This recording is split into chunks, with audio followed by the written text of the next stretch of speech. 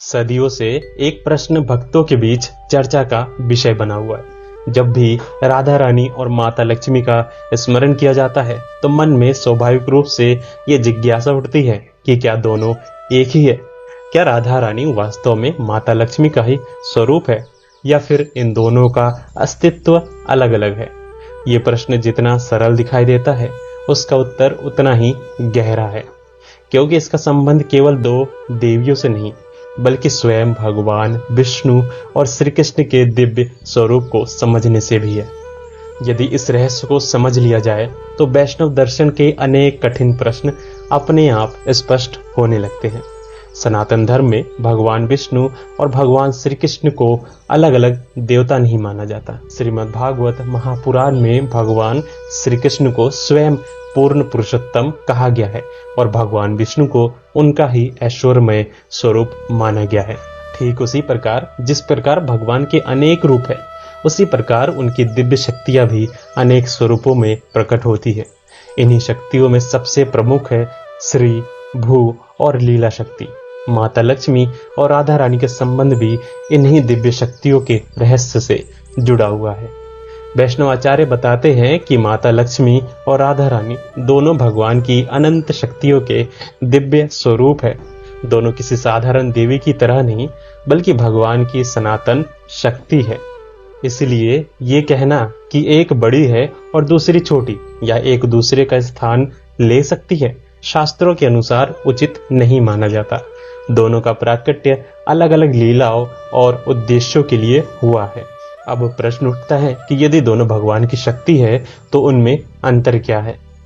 वैष्णव दर्शन इस प्रश्न का अत्यंत सुंदर उत्तर देता है।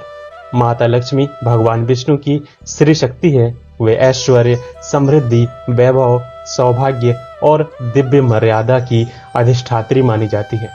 वैकुंठ धाम में भगवान विष्णु के साथ उनका यही रूप प्रकट होता है। वही राधा रानी को भगवान श्री कृष्ण की आह्लादिनी शक्ति कहा गया है। आह्लादिनी का अर्थ है वो शक्ति जो स्वयं भगवान को भी आनंद का अनुभव कराती है और समस्त जीवों को दिव्य प्रेम प्रदान करती है। इसलिए जहाँ वैकुंठ में भगवान की महिमा और ऐश्वर्य प्रमुख है, वही गोलोक वृंदावन में प्रेम और माधुर्य की सर्वोच्च अभिव्यक्ति राधा रानी के माध्यम से होती है। यही कारण है कि गौड़ीय वैष्णव परंपरा में कहा जाता है कि माता लक्ष्मी स्वयं भी उस माधुर्य रस को प्राप्त करने की इच्छा रखती थी जो केवल वृंदावन की गोपियां और विशेष रूप से श्री राधा को प्राप्त है। इससे जुड़ी एक प्रसिद्ध कथा श्रीमद् भागवत और वैष्णव ग्रंथों में वर्णित है। जब भगवान श्री कृष्ण ने वृंदावन में महाराज की लीला की, तब उनकी महिमा सुनकर माता लक्ष्मी के मन में भी उस दिव्य रास में सम्मिलित होने की इच्छा जागी। उन्होंने वृंदावन आकर कठोर तपस्या की, लेकिन वैष्णव आचार्यों के अनुसार उन्हें रासलीला में प्रवेश नहीं मिला। कारण ये नहीं था कि वे कम महान थे, बल्कि इसलिए कि रासलीला में प्रवेश के लिए केवल तपस्या पर्याप्त नहीं थी। उसके लिए गोपी भाव, पूर्ण आत्मसमर्पण और श्री राधा की अनुग्रह की आवश्यकता थी। लक्ष्मी जी ने अपना वैकुंठ स्वरूप नहीं छोड़ा, इसलिए वे उस लीला में प्रवेश नहीं कर सकी। इस प्रसंग का उल्लेख गौड़ीय वैष्णव साहित्य में विशेष रूप से किया जाता है। अब यहाँ एक महत्वपूर्ण बात समझनी आवश्यक है। कुछ लोग इस कथा को सुनकर ये निष्कर्ष निकाल लेते हैं कि राधा रानी श्री लक्ष्मी से श्रेष्ठ है या लक्ष्मी जी राधा रानी से छोटी है, लेकिन शास्त्र ऐसा नहीं कहते।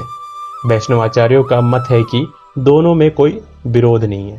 दोनों भगवान की एक ही अनंत शक्ति की भिन्न भिन्न अभिव्यक्तियां हैं। जिस प्रकार एक ही सूर्य के अनेक किरणें निकलती हैं, उसी प्रकार भगवान की एक ही दिव्य शक्ति विभिन्न लोकों और विभिन्न लीलाओं के अनुसार अलग अलग स्वरूप धारण करती है।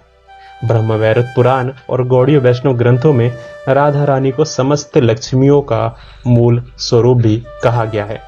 इसका अर्थ ये है कि माता लक्ष्मी का अस्तित्व अलग या कम नहीं, बल्कि ये कि गोलोक की दिव्य प्रेम शक्ति से ही भगवान की अन्य शक्तियां विभिन्न लोकों में प्रकट होती है। दूसरी ओर श्री वैष्णव परंपरा माता लक्ष्मी को भगवान विष्णु की अनादि, अनंत और सर्वश्रेष्ठ सहचरी मानती है। इसलिए अलग अलग वैष्णव परंपराओं में इस विषय की व्याख्या भी कुछ भिन्न रूपों में मिलती है। यही कारण है कि यदि कोई पूछे क्या राधा रानी लक्ष्मी जी का स्वरूप है, तो उसका सबसे संतुलित उत्तर ये होगा कि हाँ, दोनों भगवान की एक ही सनातन दिव्य शक्ति की अभिन्न अभिव्यक्तियां है, लेकिन उनकी लीलाएं, उनके भाव और उनके प्राकट्य के उद्देश्य अलग अलग है। बैकुंठ में वही शक्ति लक्ष्मी के रूप में भगवान विष्णु की सेवा करती है और गोलोक वृंदावन में वही दिव्य प्रेम शक्ति श्री राधा के रूप में भगवान श्री कृष्ण की नित्य लीलाओं की अधिष्ठात्री बनती है। इसीलिए संत केवल लक्ष्मी नारायण या राधे कृष्ण नहीं कहते, बल्कि इन दोनों युगलों को भगवान के दो अलग अलग दिव्य भावों की अभिव्यक्ति मानते हैं। एक में ऐश्वर्य है, मर्यादा है, वैभव है, दूसरे में प्रेम है, माधुर्य है और आत्मसमर्पण की चरम सीमा है। दोनों एक दूसरे के विरोधी नहीं, बल्कि भगवान की अनंत लीलाओं के दो दिव्य आयाम हैं। शायद यही कारण है कि जब ब्रज में कोई भक्त राधे राधे कहता है और दक्षिण भारत में कोई श्री लक्ष्मी नारायण का स्मरण करता है, तो दोनों अंततः उसी एक परम सत्य की आराधना कर रहे होते हैं। मार्ग भले अलग दिखाई दे, लेकिन गंतव्य एक ही है, भगवान तक पहुंचना और उनकी दिव्य कृपा को प्राप्त करना। तो प्रेम से बोलिए राधे राधे।